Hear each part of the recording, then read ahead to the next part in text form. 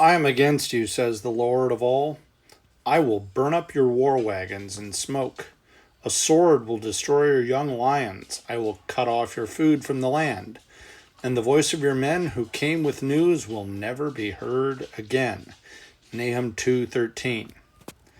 This last verse of Nahum 2 sums up what God is about to do to Nineveh, namely overthrowing it and making sure they know he's God and they aren't. May he do the same to me and you today. What? You may ask, you want me to be violently destroyed by God? You want everything about me to be overthrown and made desolate? Yep, absolutely. 100%. Right here, right now, as Van Halen might say. Several pastors I know would understand this. We want God's grace bomb to explode in our lives. My friend Pastor Bill Breimer first coined that grace bomb phrase that I know of. Every minute of every day we're sinners, and we suffer here the consequences of those sins.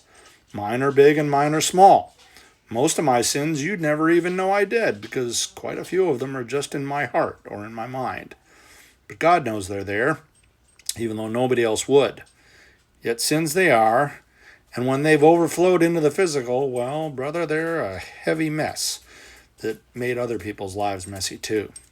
Sometimes I think the consequences of our small sins are even bigger than those of the large ones.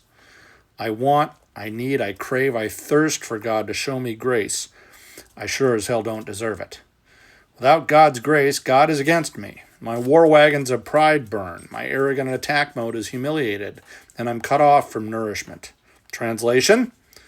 I feel abandoned in a fight. My strength becomes weak, and I feel spiritually starved, hungry for something I turn my back on.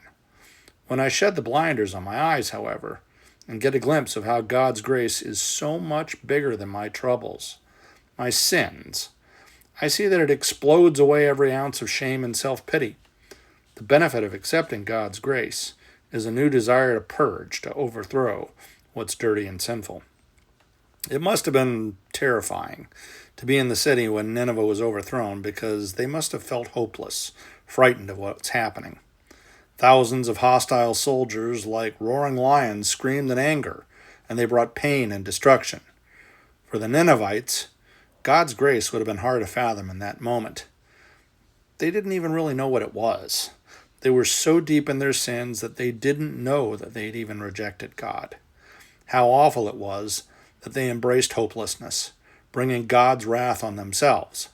How awful it would be for us to do as well. Thank God for his grace bomb, and may it explode in our lives today.